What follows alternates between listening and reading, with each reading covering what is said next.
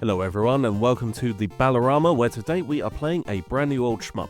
This is, like the screen says, Changeable Guardian Estique. And look at this hair animation, is it not magnificent? This is an NES or NES game, made in 2023, released in 2024, shipped to me in 2025. And a bit of a spoiler, it plays quite well. Shall we play through it? Yeah, why not? This is going to be normal difficulty, which still provides a little bit of a challenge, and let's start with a little bit of story, because every shmup needs a story. In the year 2413, Earth was invaded by evil space pirates Vandalaus. Friendly planet Betelgeuse decided to save the Earth and sent reinforcement. Mary, the ace pilot of Betelgeuse. Estique, the guardian of the Earth, destroy them all. And that's it for the story. Eventually. It's a very long screen. We're in the first city, it's Hong Kong, and you can keep your towels to one side. It's Betelgeuse itself that our heroes come from, so know your forward prefect. There are only 2 buttons, and while both of them are red, none of them are particularly big, and none soothe the soul by saying, "Don't panic," in a very large font. One of these buttons shoots things, and there's auto fire built in. This particular weapon type sees me with options that spin around and also block bullets. Every time I pick up a power-up, which is either orange or blue, a bullet is added to the bottom of my HUD barrel. This is my super weapon, and this is an interesting way to activate it. I press shot twice. In this case, my fire rate speeds up and the options spin a bit quicker, which is great when there are many bullets around, but this is just one of 4 combinations possible. If I left it long enough, the power icon would change, but there's also the shield mechanic, which means I don't have to bother too much at the moment. It's at the bottom left, and that's my health system. Just 1 life. When the bar goes, so do I. Bonus points. If I destroy things whilst using my super shot, or when using this super shot, then I get 500 points per kill. If I use another type of super shot, then I can get up to 1,000 points per kill. And it looks like I've been hit. What can I possibly do now? There are no extra lives, I only have the 1. There is a built-in recharge system. The first way is not to get hit for a set period of time. In this form, it's 40 seconds. Why do I keep on saying form? Well, I've changed my weapon now. This is the wide shot, so the second of 4 configurations. This is the most aggressive combination I can have, and the super shot is again to increase the shot speed. But I have no option that offer a defensive way out. But you can think of this as a little bit Leicester inspired, which can ease the pain. I get a moment of invincibility not only when I pick up a power-up or a points item, but also when I activate my super shot. So it does offer a means of escape, if only for a second. Mary, the enemy is strong, be careful. Many years have gone by since Mega Man 2, we can now have a little bit of a background on an NES boss. Don't worry, this is just the first boss, so we can talk. On harder difficulties, the shots go a bit faster, but there's really not much interesting to this. Top to bottom, back to top, and we should be done. And the cat item is very important. It's number 2 on how to regenerate health. It appears at set points as well as every 80,000 points, which I just reached. And whilst the ladies enjoy their meal, the cat would have regenerated a bit of health as well and added a few bullets of super shots. We're in the future. Bayern is now just one big city. Munich merged with Nuremberg, swallowed up Ingolstadt, Augsburg, and any other town with a vaguely familiar football team in between. Its capital is now Neuschwanstein Castle in the south, which of course inspired the castle in Disneyland, which is now official name of LA in this dystopian future. I'm now a mech. We're playing Macross. Yes, I press the second button. There is a speed icon on the bottom right, which I can regulate by using the select button. There are 3 levels, I like to keep it on level 2, but there is also a benefit from using the transform. The mech is obviously slower even when the speed setting is the same. There is also a different super shot which is useful here. It actually is a super shot, a wave beam attack that will hopefully clear anything which it touches within reason. And this is a super shot which also gives me 1,000 points per kill, which means I can see the kitty item quicker. You know what else is quicker? Health recovery. Whereas my plain version recovers a bit of health after not being hit every 40 seconds, this form only requires 10 seconds. Because of this, transforming is an integral part of surviving through this game, not just for maneuvering through potentially tricky situations, but also making up for silly mistakes. The concentrated power of the not-so-Hadouken is also great for situations like these, with the grey enemies that are a bit more stubborn. But after this, let's pick up the kitty, thank you. We're all quiet again though. However, it's a mini-boss, the kind that will come back again and again. These projectiles can be destroyed for points as well, but this one needs a character arc, needs room to grow, so it won't be much of an issue here. The trouble is, how do I take it out of action? Yep, that is done. It could also just get bored. We've got places to go, giant bosses to see, there is a timer behind all of this. Is that supposed to be Neuschwanstein behind us? It can't be, there's no tower. But nice place by the way, worth the visit. Into another ice cavern we go. I don't think those existed back when I visited, it was spring though, so who knows how quickly those stalactites form. And, oh no, another strong enemy Marie. It's Rob, R-O-B, the NES robot guy. And I don't have enough super shots to spam invincibility because Rob spews out friends which shoot fireballs upwards. Therefore I've changed to a defensive mech weapon. I only have one more super shot and it's amazing how quickly my health can go down. Okay, thankfully it looked like I was clean for 10 seconds, took a hit as soon as I mentioned that. And just a little bit more, that was a bit closer than it should have been. And now we relax for a brief second with what Bavaria is famous for. Beer and sausages. But it's time to go back home. And now London begins at the coastline. With the amount of London airports which actually aren't near London, it makes sense to go in this direction in the future. The white cliffs of London before us, London's famous snow-topped mountain range in the background, and we start in the futuristic London borough of Dover. With absolutely no hint of bias and accent-free, I think more Shmup should be based in London, but London is first and foremost a peaceful utopia where we all sing as if we're Dick Van Dyke. So let's talk about the actual product.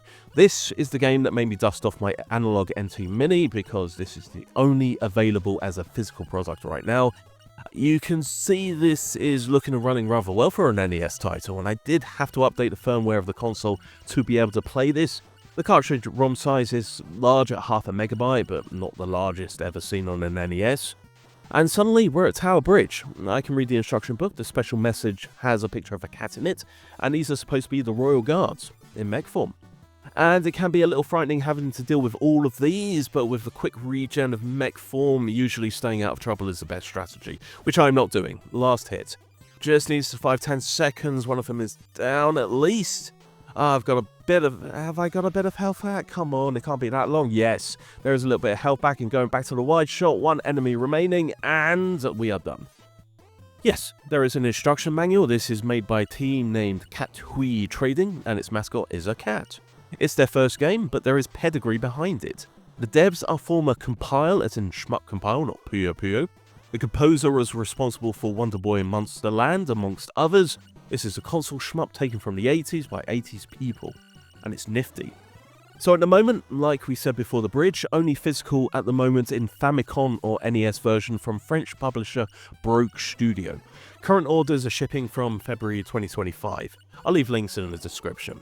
If you want to see the contents, it's got plenty of pre-release coverage by the usual retro sources, including the Johns, Hancock, Riggs, Little Pixel, all with Johnny hats. There's PAL and NTSC versions in the same cartridge in case you worry about that sort of thing.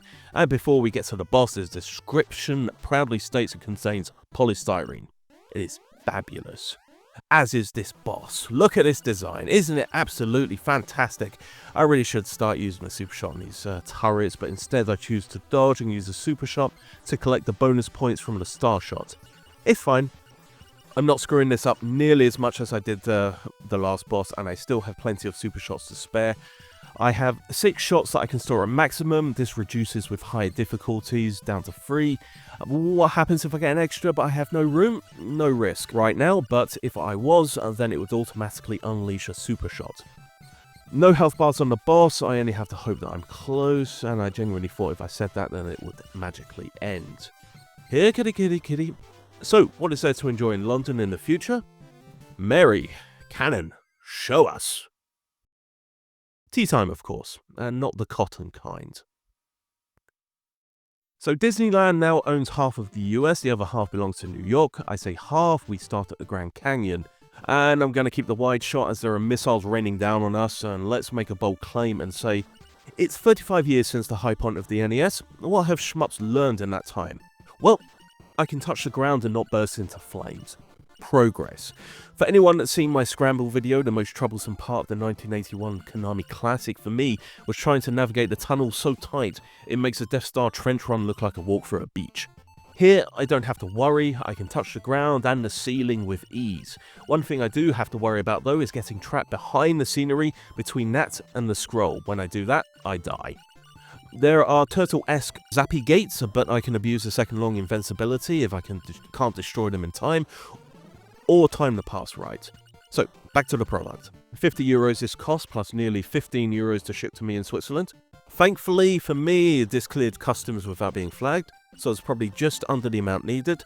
The publisher itself does other physical products, but very few digital products. Some games like Micro Mages or Tapeworm Disco Puzzle are available as ROMs on itch, but at the moment the only legal way to play this is to buy the cartridge. Yep, here's back. Now with options. This is a good lesson for what is to come in the second half of the game though. I need to control my movements, but other than that, we wash, we rinse, we repeat with the mini-boss. Are we going to beat it again, or is he going to get bored? One last shot. And yes, we beat it again, and did not receive many points for that. That's fine though, because this is now a water level, and we can take our rage out that way. Turrets at the bottom are now the perfect foil for my super shot. Best hope there are enough super shots left for this section, because the turrets are a pain when left alone, and I need to grab this kitty. So when I spoke about being caught behind scenery, this is the main source of issues, this command tower here. And there we go. Danger is cleared, and yes, I've died there more than once, and being squashed means instant game over. Alright, enough ships, it's time for a boss. What a lovely sunset. And what is coming up? A little flash of the screen? And it's like me, but bigger and probably more evil. But this is when it gets a little bit more serious, not so much the spiral shots, but the homing missiles which come out at the same time. You can see these are quick, and there are two difficulty levels above this. The top one takes its inspiration from the compiled classic Blazing Lasers and just calls it God of Game. Yep, there's a ramming attack, but this also means that the missile launch point is now closer to me. You'll see this more in the next stage, but teaching the player to go from one point of the screen to another to lure the missiles is important, which I'm ignoring because it was short, and I got a kitty for my troubles. Off we go to the next city. But of course we spend some time in the wonderful beaches of New York. Splish Splash. Kyoto, the penultimate stage. 10 years ago I was in Kyoto for 2 days. I remember going to a Starbucks as a confused jet-lagged tourist seeking refuge in the warm embrace of globalism, and then going through all the gates to a temple. Weirdly enough, I can't see where Compile used to be based, but I guess it was Tokyo like Compile Heart today. However, they're not far away, so I have more faith in the mountain landscape here being more genuine than it was in old London town. But I do know that if it is indeed Mount Fuji behind, it is nowhere near that close. And if it is, then where is Thomas Land? I want my tank engine themed shmup level. Is that a Kuma symbol? Quick Google search tells me no, but it is close. Maybe bad omens there, but thankfully we're escaping the city level and going to a secret base, maybe a spooky secret base. This is supposed to be based on an 80s shmup, but what better to merge together science fiction and the occult. Those creepy little statues need to be shot in the head, otherwise the hands will keep on shooting. I could possibly transform into my mech form to take care of these things on the ground, but it's quite comfortable at the moment until I lose a bit of health. Oh, what am I doing? I need to stop saying things. And hey, there's no rush. Maybe I can even hit the 40-second limit for some regen. Because taking out the statues means not much is coming directly my way, except maybe a few homing missiles. But for that we have invincibility abuse and kitty cats. Right, into the next section, and we are full on everything at the moment. A good thing my competency is coming back at the end, but then so do all of the enemies. I should be fine to take out the statues though. Okay. And we have a few turrets, I might as well just skip that though. And now all that separates us is this door. And yippee, what's on the other side? Flashing lights, of course.